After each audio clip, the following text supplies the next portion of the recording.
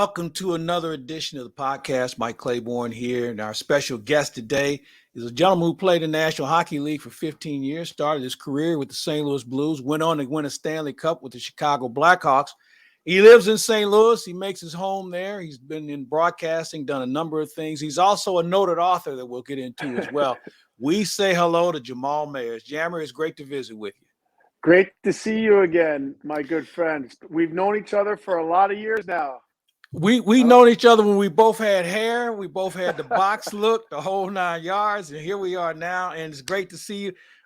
And I think, you know what, the one thing about you, man, you've maintained good condition. I've talked to guys after their careers and I almost didn't recognize them, but it looks like you may have a couple of shifts left in your career. Oh, no, but you know what? It's all about not having to buy new clothes and fitting into the same suits. So not so much vanity anymore, but just trying to stay healthy and active and be able to keep up with my kids. So it's all right. fun. Well, we're going to get into the kids and the family and off the ice in a bit, but I want to get your impressions. You've been on teams that have won Stanley Cups and you watched the Blues run. Give me your impressions of this Blues team as we see it now. And does it remind you of some of the teams you played on that went to the finals and even won the Cup? Yeah, this team is legit. And I think the thing that really has stood out for me is with the turnover that they've had on the back end, they've had guys that have been able to step up. But for me, it's the younger players that have elevated their play. Jordan Kyrou and Thomas have really taken a stranglehold of being leaders offensively and driving things forward for this group, which every team certainly needs. But because they have that depth, they have great leadership. They have a team that's been there for a long time that understands how difficult it is to win. They have a winning goaltender. Yes, Binnington's had his struggles as of late, but I believe he'll regain his form. And I think this team has a legit chance to win another Stanley Cup. So, they're a different team than they were in 2019, but this is a team I think has a real shot. You mentioned goaltending, and that's obviously the key to any successful team. Binnington, Husso. Binnington hasn't played as well as we've seen him in the past. Husso's taken advantage of the opportunity. You got 38 games left, and I'm of the belief that you have to start this portion off with the final games off with Binnington because he's gotten you there. He's your number one. You're paying him like he's a number one because if you go away from him, you might lose him. With Husso, it's going to be good for him no matter what because he's going to get some ice, but he's also an unrestricted free agent. So he's kind of playing with house money. And he understands the number two role so far. Yeah, that's a great point. As a player, I think you want it sorted out with 20 games to go. So they still have some time, in my opinion, to see who's playing well. I'd like to see Binnington get his opportunity to see if he can regain his form. But at the end of the day, it's a nice thing to have the luxury of a guy like Husso who has proven that he can take the net. And not knowing Binnington very well just from the outside, but knowing that he's a winner, he's a guy who certainly sees himself as a number one, has designs on being just that and regaining his net. I expect him to get back in the net and play well. And if he does, that's what the coaches want. That's what management wants. They want Binnington to regain the net, but not at the expense of playing well and winning hockey games. So it's going to be incumbent. Sometimes, let's be honest, goalies need to take a step back, practice with the goalie coach, get back to the basics, get back to the confidence that has made him so great over the years, and regain his form. So I'm sure he's done that work. He's looking for that opportunity. And when he gets back in there, I don't expect him to give that net back up. You know, with goaltenders, some of these guys are very mechanical. I mean, their mechanics have to be sharp in order for them to be effective. And because he's not a big guy, he can't make up a play because of his size.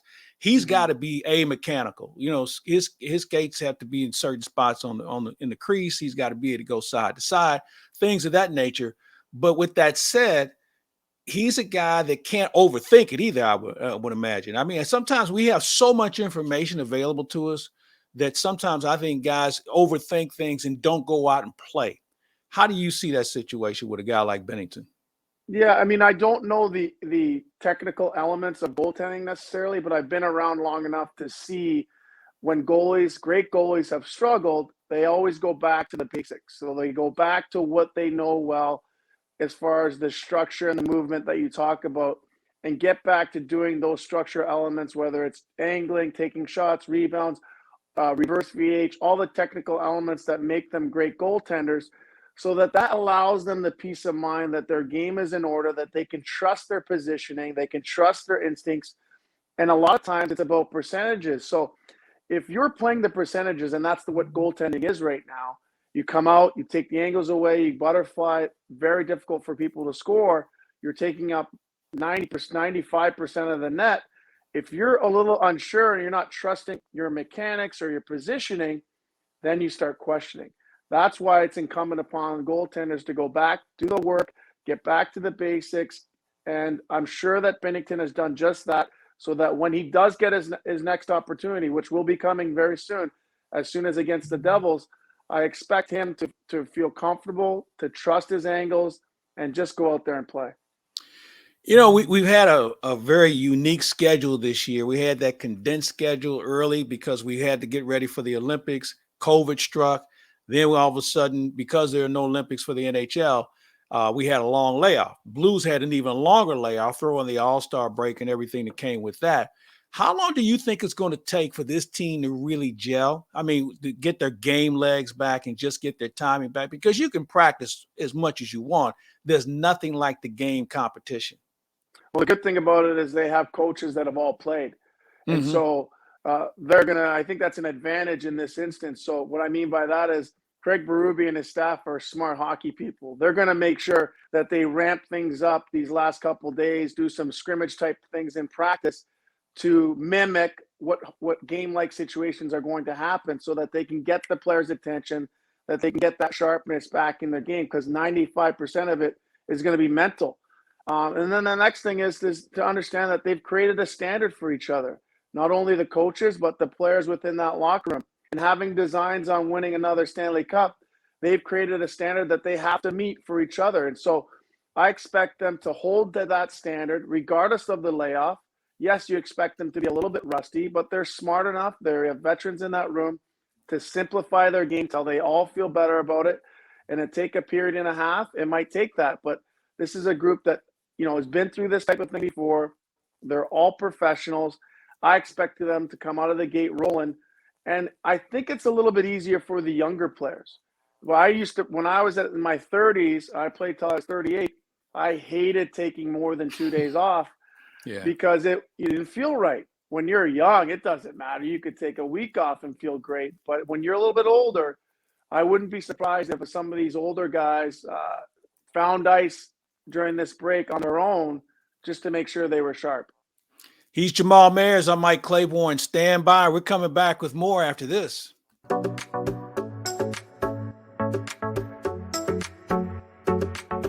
The pandemic has been the ultimate game changer for many companies, and Ameren, Illinois is no exception. President and Chairman Richard Mark tells us how they've worked with their customers who may have been harshly impacted by COVID. The pandemic has really caused some unprecedented changes and challenges for all industries. And, for us, since we provide that vital service, we understand customers have to have it. And so with the pandemic, many people were out of work, didn't know when they were going back to work. So some of the things that we tried to do was say, how do we help those customers along? How do we provide some money to make it available if they couldn't pay their bill? How could we maybe suspend late fees and late payments and those types of things? So what we try to do is work with our customers. We provided last year over $26 million in billing assistance for customers to help. And basically, if the customers couldn't pay, we didn't cut anyone off and tried to just understand what was going on in the communities. And I think that's really the real core and the basis of what we try to do.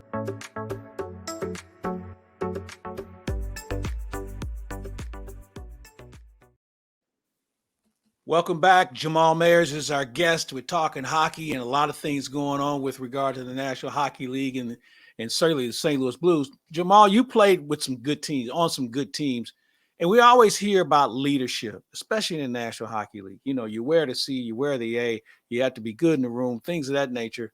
You mentioned the fact that you got to know what you're doing in the final 20 games. When do the leaders step in, and what do leaders do that distinguishes themselves from everyone else? Yeah, there's different types of leaders, and I played with Joel McGinley, who was more of a quiet guy, and Jonathan Toews, to Joel Thornton, to Chris Pronger, Al McInnes, and alike. And so every person, the most important thing that you can do as a leader is be yourself, because your teammates can see through it if you're not being authentic. That's the first point. And just be yourself. But most importantly is to lead by example. And that's what all great leaders do. So the luxury that the Blues have in their captain and O'Reilly is that he leads by example every single day. Yeah. All the young players can see him, the way he eats. They can see the way he trains in the off-ice stuff. They can see the way he's on the ice early working on his game. They can see him staying on the ice after practice is over working on his game. They can see him working on his face-offs, working on tipping pucks, working on things around the net. And that example is leadership. That leadership in how to prepare and how to be a professional doesn't go unnoticed by the younger players. They come in and they observe. And if they're smart young players, they're going to watch. They're going to see how O'Reilly. And then in the moments that matter, they recognize when it's time to step up and say something. They recognize when a teammate may need a hug. They may recognize when a teammate may need a kick in the behind. And so they find a way to make sure that those things don't go unnoticed. They make sure that their teammates know that they care, so that when they need to lean on them, they don't get dismissed. The younger players know, their teammates know they care about them first, and that way they can ask for accountability second. But it can't go the other way around. You can't, even coaching now, you can't ask for accountability without letting your players know you care. Caring comes first. You know, it's interesting you bring it up in that manner. That sounds like Craig Berube, an honest coach, very frank, doesn't browbeat people, understands because he's been there as a player. And I think that's why guys appreciate him, because we see so many coaches who are rah-rah this and rah-rah that. The analytics have come into play where you got to do this at this time because the numbers say it works this way. Guys just want to play when they get to this level, I would imagine. So having a finger on the pulse of a team as a coach and, as you mentioned, as a player is very important.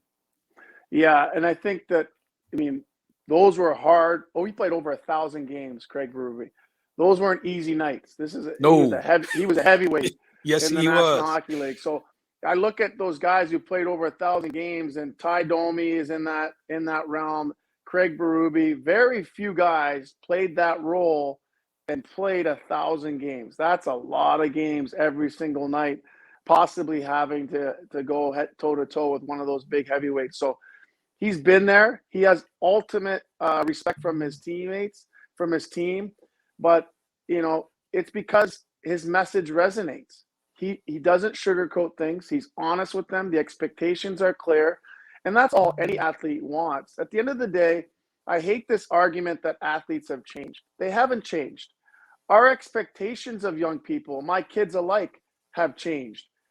We have to stop doing that, I think. And so he expects a certain standard. He expects a certain things from his team, and they have to meet that standard. And there's nothing wrong with that. It's how he communicates it. It's how he makes sure that they know he cares and that he understands that they want to do certain things with their careers. But for me, you can't adjust the standard of expectations based on the generation. You just have to let them know that you care first. And I can assure you, he's going to be his authentic self and be himself. And the players are going to fall in line because he has that aura and that presence about him. You mentioned players not changing. It's maybe us, especially when we get older and we see so many things that are introduced to players these days. What's been the biggest change you've seen in the game on and off the ice since you took your last shift in the National Hockey League? Yeah, I think off the ice, everybody has a specialty coach for every piece of their game. From the time that they're 16, it appears that they have a skills coach, they have a skating coach, they have a nutritionist, they have a fitness coach, they have a speed coach, they have a psychologist. I mean, I think that when I was playing, I was my own psychiatrist and your own psychologist I understood how to eat right because I invested in those things and took the time to learn about what I needed to do. Fitness wise, certainly I had people that I used that were professionals in that regard. But I certainly didn't have a skills coach. I could have used a skill coach. I had the speed part down, as you know, Claiborne, but I needed a skills coach. You could have will. used There's one no of those. doubt. You could get there. I mean, you could get there, but once you got there, that was a little bit of a challenge from time to time. But it says something about your game for you to survive and play till you're 38 years old. I always go back to this game. It's a great game, but man, if you don't know how to skate or if you're not a good skater, it's hard for you to survive in this league, and you've been able to prove that. And I see other guys that find the way to survive in this league. I look at a guy like Tom Wilson with Washington. Now, he was a first-round pick, and he's known to be a tough guy. But, Tom Wilson can skate. Tom Wilson has some skill, and that's why he stands out. That's why he can be on the line with Ovechkin. That's why he can be on the power play. But if things get a little dicey, you can throw him out there, and he's not going to give you a bad situation. Yeah, and that's it. And I think that those guys become even more and more valuable because there's fewer and fewer of them on the ice. I mean, when I played, not to sound like archaic, but there was maybe 5 or 6. There was always a heavyweight, and then there was always 4 or 5 other guys willing. And so now you've got maybe 2 or 3 willing, and no tough guys. So the guys that can actually throw down and can actually play the game become increasingly more valuable to their team because, and I'll go to this example, in my opinion, the game regresses about 5 or 6 years every playoffs. The refs let the guys play. The rules go back, in my opinion, 5 or 6 years to what it used to be in the playoffs. And it becomes even more important to have players that are hard to play against, tough to play against. Doesn't always mean, and usually seldomly means fighting, but tough to play against, hard to play against. And those are the teams, if you look at over the last 5 or 6 years, even 10 years, that have won the cup. You look at Tampa Bay, they didn't win until they made some adjustments to their bottom 6, until they added some meat, and until they added guys who can skate, who were hard to play against, who made it difficult. And you look at the Blues team that won in 2019, they were hard to play against. And so as much as I love the way the game has trended and as fast and as skilled as it is, the teams that are going to win, the teams that are going to be there in the end are going to be teams that play a hard game, that are tough to play against, that play a heavy game. And that happens year after year after year, and it hasn't changed in a long time. You made a point about the officiating. I think after the first round is when we see our best hockey because you have so many games, and I don't think you have enough good officials to officiate games. And you get guys who kind of get caught in between on, should I call the rules of today? Should I let them play? Things of that nature. And then you have a lot of disjointed games. You get a lot of guys barking and chirping at the officials, and then they get off their game, and all of a sudden they find themselves going home. Fast forward to the next round where you've had some teams eliminated. You don't need as many officials. The good ones survive, and I think that's what creates a more smooth game that we've come to appreciate. Yeah, it's funny. I always used to say that the first round, well, the finals is the toughest, but the first round is always unbelievably difficult. It's because everyone is so excited to be in the playoffs. They feel like they have a chance to win.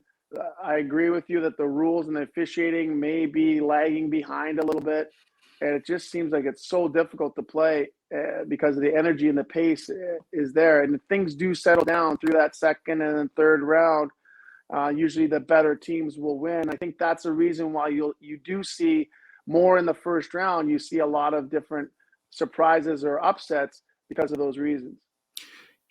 We talk a little bit about enforcers. We don't see as many of them, but man, I see a lot of guys who take liberties. I see a lot of guys who chirp. I see a lot of guys who, for some reason, their gloves don't come off. How do you counter that? Because you don't want your best players fighting. I don't want Braden Shen fighting. I don't want some of the other guys who will do it. I don't want them fighting. But you have to find a way to get some respect and make sure these guys understand that, we're not going to take it. And I understand they talk about team toughness and all that, but every now and then somebody's got to right or wrong as an individual. Yeah. And you know what? I learned this from Scott Mellenby early on in my career is that the way that the rules are designed, with the instigator rule that was implemented, the only recourse you have is to go after their better players. Mm-hmm. So if someone's going to do something to our better players, there's no sense in going after them because they're just going to turtle or not want to engage. You're just going to have to go do it to their better players. So that would be the response I would say. If they're being hard on your good players, go do it to their, go be hard. It doesn't mean you're taking penalties, but go make sure you don't let up on their better players. That's the way you get back at teams where there's guys kind of falling out of line. That's the way the rules are set up. That's the way you deal with it. You played for some good coaches, some interesting coaches, and a couple of bad ones along the way. Are coaches more detailed at this time of the year than what they would be at the beginning? And how much has that element changed as far as coaching? Because I used the word analytics earlier, and I've seen some coaches that try and come in and teach out of a textbook or teach off of a laptop. Players are like, look, man, I just want to go play. I think if I'm in position defensively, we're going to be all right offensively. Where do you see the change at as far as how coaches work today? Well, I think that the trend usually is that by now coaches have already implemented their systems. The teams, the players should be well aware of how they want to defend, well aware of how they want to get through the neutral zone, well aware of how they want to forecheck and where they want to put the puck to do so and how they want to generate offense, and very well aware how they want to defend in all three zones. And at this point, it's more about reinforcing those ideas and those principles and perhaps leaning on the analytics at times to kind of point out things. But I always like to say that I like analytics. I'm not afraid of the numbers, but I use it as a confirmation. Mm-hmm. And so it's a confirmation for what I see. Very seldom do I look at the analytics and the analytics lead me to seeing something. Usually you see it as a hockey person and then it's confirmed by the analytics. And so at the end of the day, I think the players are well aware of how they have to play in all three zones, how they want to defend and how they want to create offense. At this point, it's probably the coach's job to hammer in on those details and those finer points. But as you said, you want the players playing on instinct at this point, and it's more about playing to that standard, keeping them accountable to a standard that you've created and hopefully have an example or a few examples of by now into the season so that you can reference it or show them video of how they were doing it well.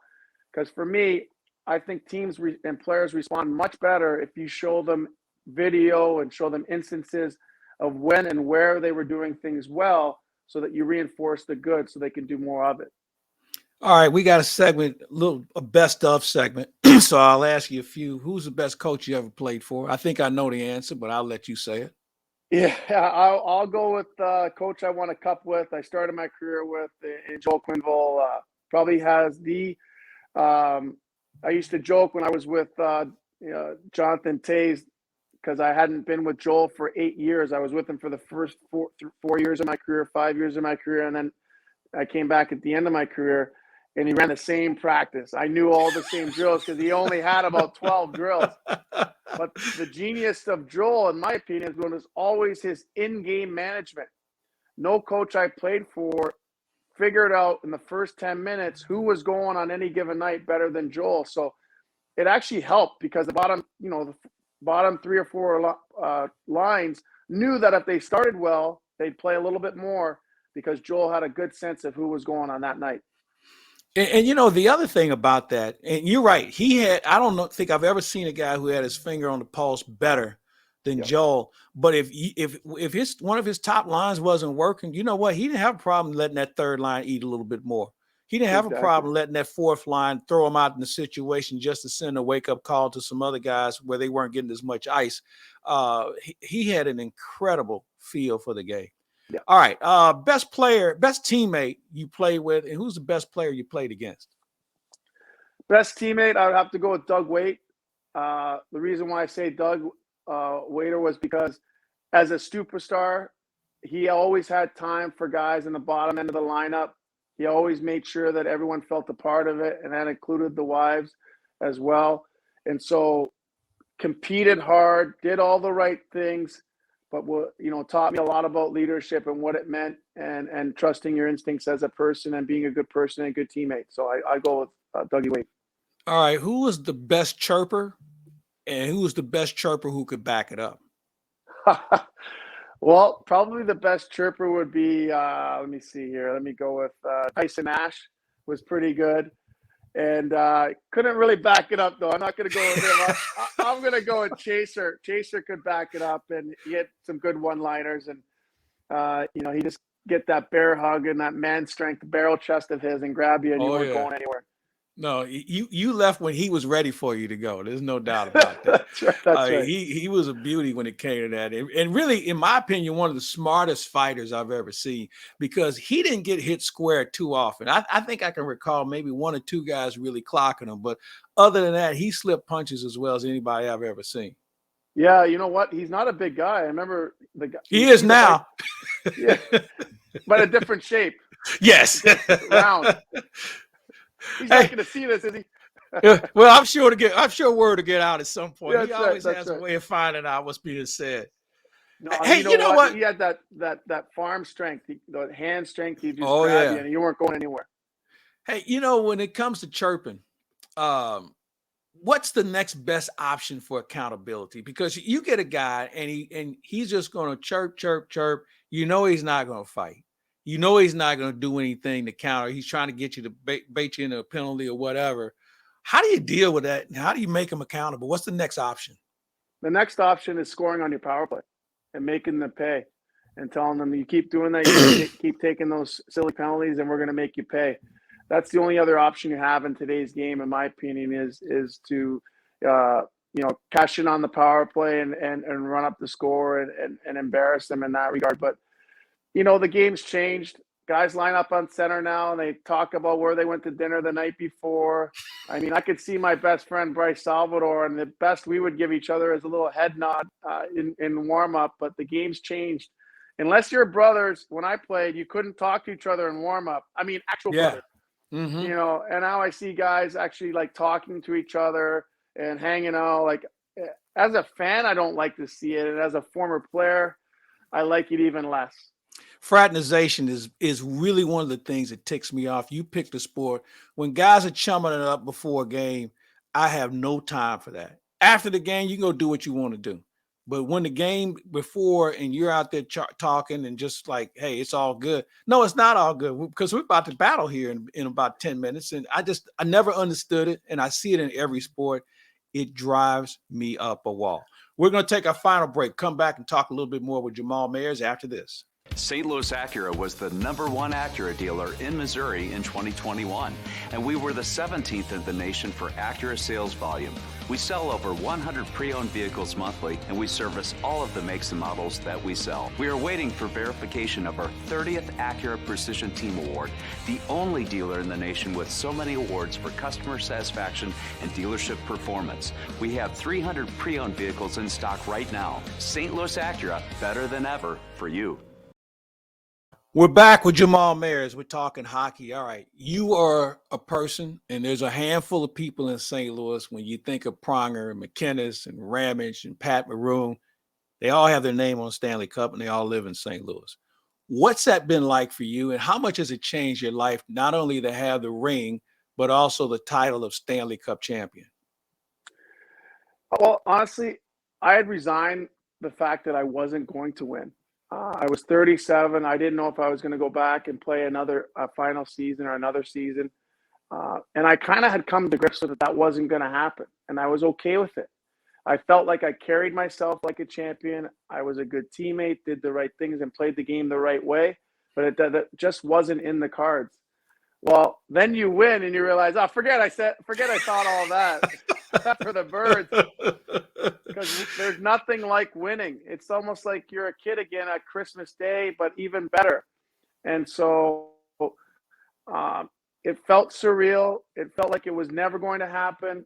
I played 17 years pro, started when I was 21, growing up with a single mom and not having much growing up as a kid in Toronto, in the city.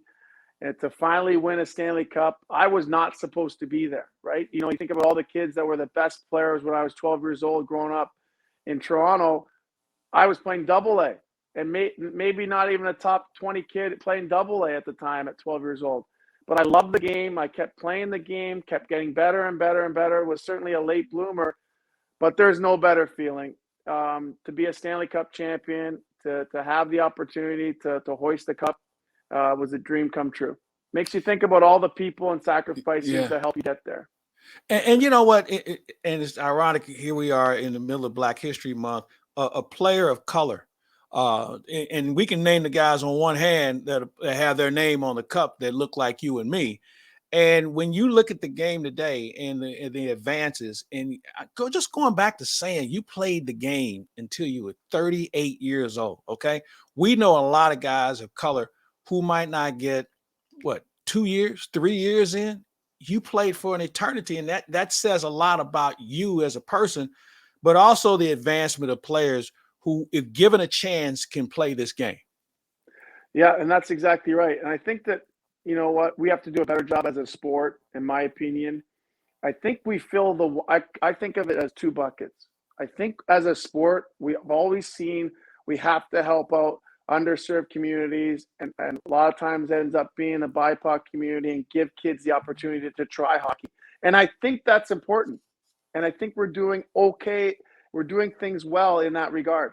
What we're not doing well, in my opinion, is we're not filling the other bucket. You think about the other bucket of families of color, of kids with different nationalities. We're not introducing the game or making the game inviting for them to play, that can actually afford it and play the game and sustain it over a lifetime. And so I think we need to do a better job of intentionally going out and attracting those kids to want to play the game. But I am encouraged. There's different types of kids playing the game. You look at all the younger players coming up and playing in junior and in college. There are kids coming up that look like us, and that's exciting. I think there's an opportunity. There's space for everyone to play the game. My hope is that the game continues to grow in that regard, and hopefully the league is intentional. And the lucky thing is that we do have a great leader in Kim Davis that helps push that forward from the league perspective. But again, you know how it works, Claibs. It's, you know what, if you see it, you can believe it, it's possible. So it's important that young people see people like us playing and being a part of the game.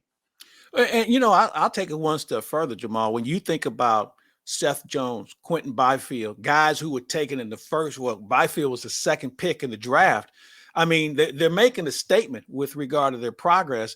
And I think that's important for people to see, too, that you don't have to be a throw-in. You don't have to be a free agent. You don't have to know somebody. You know, these kids have actual skill, and that's because they had an opportunity.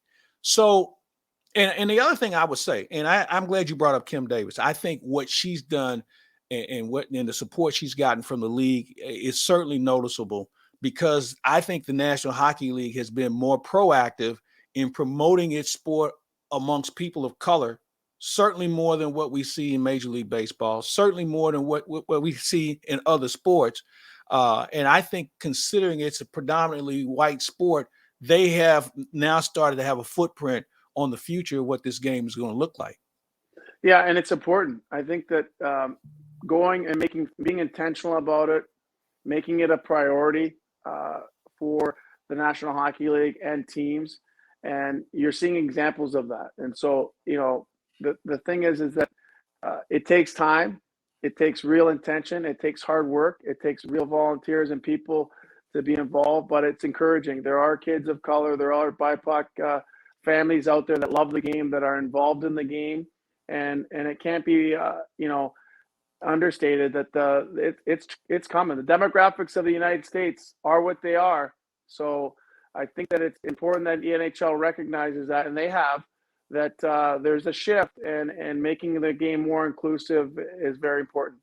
Well, I'll tell you how the shift works. When you think about the demographics, when two of the best teams in the league are the Florida Panthers and the Tampa Bay Lightning in the state of Florida, come on, 20 years ago, you would have never thought about that. But I think the game is spreading, not just geographically, but certainly demographically, and that's a good thing for everyone. I'll tell you something else that's really kind of got me worked up, not worked up in a sense where I'm excited. Next week, we're going to have an African-American broadcast team. Everett Fitzhugh and JT Brown are going to be doing a game, a National Hockey League game, for the first time. Two people of color are going to be doing a game. And I'm happy to see that. But I would even be happier to see a person like yourself who played the game, who played for a long time, who also has a Stanley Cup ring, who was a respected player on and off the ice, and who has a lot of broadcast experience. I know for some people who may not remember, you were very much involved with the Chicago Blackhawks in their broadcast for a number of years after you got out of the game. Family issues made you want to stay closer to home. Jamal Mayers needs to be more involved on the air somewhere, and I'd like to see it be here in St. Louis. Yeah, that'd be great. I mean, obviously, having played here for 10 years, this is where I chose to, my wife's from, and where we, raising our kids. And, I'm doing some really cool things with the Blues in the community, but that would be great. I think it's a natural progression. I do TV with Sportsnet, some NHL Network, and I did a game for TNT, and it's certainly something that I have a passion for and love to lean into, and we'll see. You never know. The door isn't closed. Well, hopefully they watch this and some fans get out there, and it'd be nice to be out there talking about the Blues and their great playoff run. Hey, for you, I saw a picture of you and your daughter the other day, and I'm saying to myself, one of us is getting really old, because I remember when you brought her home from the hospital, and now she's almost looking you in the eye. What's it like to have your family in St. Louis, a place that you mentioned you played 10 years, and watch them grow in that manner? And with that said, because they're starting to edge closer toward the door, what's next for you? Because the carpooling is about to subside a little bit. You're going to have a little bit more free time. What's next on Jamal Mayers' radar?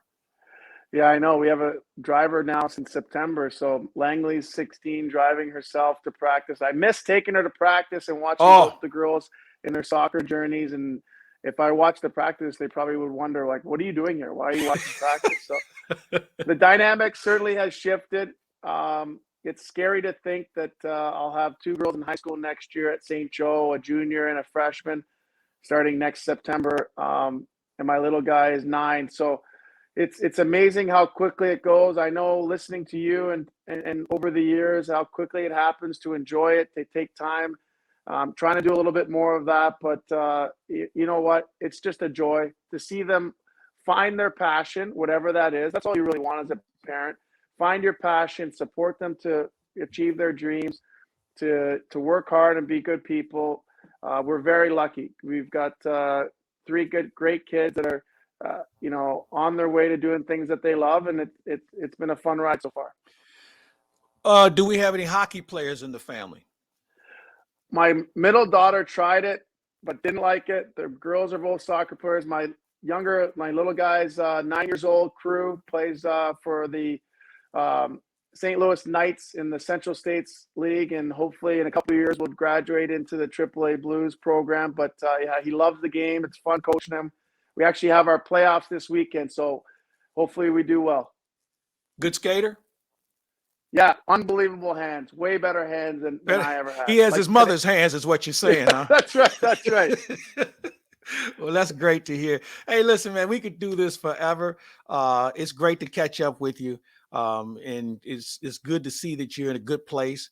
I want to see you more involved in being involved in hockey on the air in St. Louis. You just have an incredible wealth of knowledge, because a guy who had the role that you had to pay attention.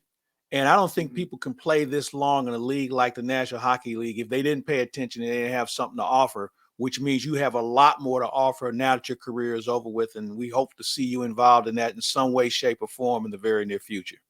Well, I appreciate it, Claibs. It's always great to chat with you, and always looked up to you as a mentor and a great friend. So thanks again. Now you're dating me again. All right. You're making me feel old. He's Jamal Mayers. I'm Mike Claiborne. We thank everybody for checking us out. And of course, you can hear Jamal every Wednesday, right? With you and my buddy, Tim Peel. Yeah, Tuesdays. Yep. Tuesdays, you, Tim Peel, Andy Strickland on KFNS 590 AM in St. Louis. They do a great job with that show. Tim Peel, one of the best people you'll ever meet. And I can't wait to see him get involved in more broadcasting as well. You guys got to get away from Andy because he's going to ruin your career. I'm kidding. Right. I'm kidding. That's right. Strick, I'm kidding. You know you're my guy. Hey, for Jamal, I'm Mike. We say thank you. But before we get out of here, you know, the only thing faster than this supersonic golf cart are the closing times at thehomeloanexpert.com. Mortgage rates on the twos, and we have a 21-day closing guarantee. Apply online today at thehomeloanexpert.com.